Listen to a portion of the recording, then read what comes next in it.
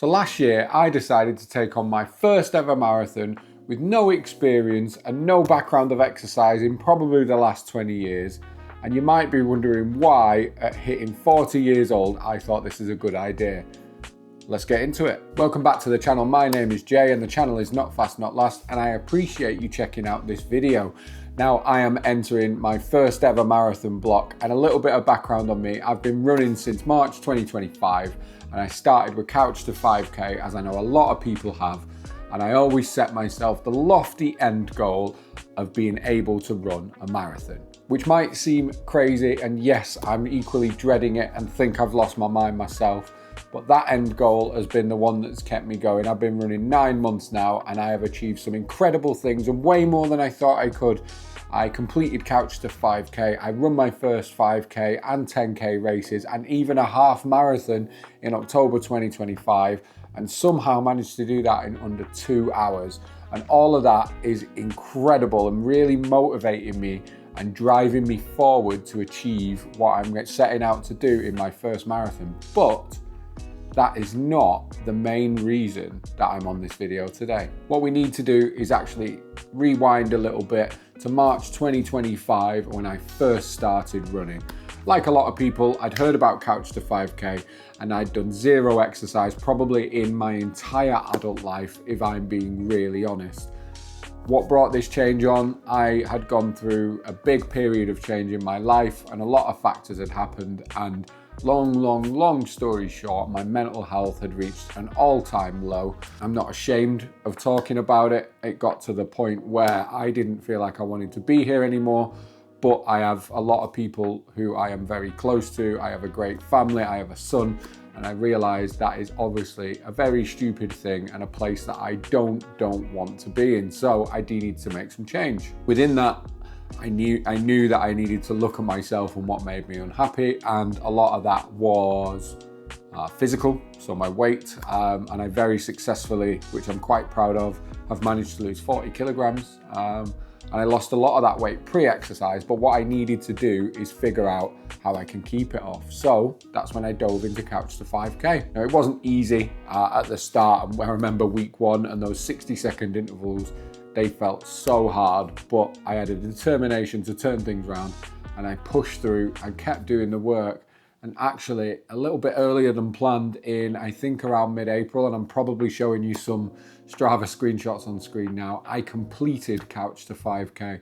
And I have to say that is probably one of my proudest achievements in running. From there, guys, the bug had well and truly taken hold and I was addicted to running. I mean, look, I've ended up jumping on here and talking nonsense to you all on YouTube in the hopes that some of this might help you. I'll never preach to be a pro, I know what I'm talking about, but I'll certainly share my experiences, and you can learn from my mistakes that you get to watch me make along the way. And if you find this useful, do subscribe, share the video maybe, but I'm here to just give you an authentic look at what someone winging his way through running looks like. Really love training, really love seeing the progress, and one thing I love about when you're first getting really serious about running is just seeing the achievement week in, week out. And as I mentioned, I managed to do my first 5K race. I did my first 10K race at Manchester AJ Bell, and I was super proud that I got that under an hour. Now guys, the times do not matter, but I do enjoy setting myself a hard target. And for me personally, that helps drive me towards my goals and keeps me consistent with the training. And then the big one was Manchester Half Marathon, and it scared the absolute life out of me. And with a pal pacing me, I managed to not only get round, but also do it in under 2 hours, which is something that at the time, 6-7 months into running, is for me astronomical, and I couldn't be prouder. If you want to watch that video and my slow decline into absolute pain, I'll stick it on screen now. And that brings us to today. And apologies if you had to listen to me waffling and what is next. And I am undertaking the Manchester Marathon in April 2026. It's gonna be a huge thing for me. It was always the end goal, as I said, and I'm really looking forward to giving it a go. Am I scared? Absolutely. Am I worried? Absolutely. But I've been training hard because the harder I train, the easier race day will hopefully be. And as we're 11 weeks out, I'm going to start documenting that journey, and I want you to come along with me, whether that's because you want to laugh at some of the absolute ridiculous things that happen, or you're in a similar boat to myself and your running journey, or you've been where I was and you want to get better. I hope this video appeals to you. But Manchester Marathon is the goal, and we're going to go for this and give it everything we've got. I am running it for Cancer Research UK, which is a charity very close to my heart.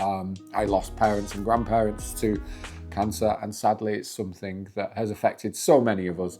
So actually my preferred option was not to enter the ballot and run Manchester for a charity. And I've also, because I'm me and slightly obsessed with running, as you can probably tell, I've got another marathon lined up for the end of the year, which I will be doing for British Heart Foundation, again, due to a loved family member that we've lost. But I'm very excited. I'm going to take you along for the journey, and I don't think it's achievable at Manchester, but if not, for November, we're going to try and go sub 4 in 2026. Hope you've enjoyed this. It was just a little bit of a ramble. Wanted to give you an insight into why I got into running, why I thought I'd take on a marathon, and give you a bit more context on what's coming next. So I hope you've enjoyed this video. If you thought it was any good and you are actually still watching, share it, like it, comment, all that cool stuff. Post it, show it to other people. But appreciate you being here. Check out the other videos, and do let me know below if there's anything you want me to cover or any feedback you've got for me in terms of my running or the channel. But appreciate you being here. See you in the next video.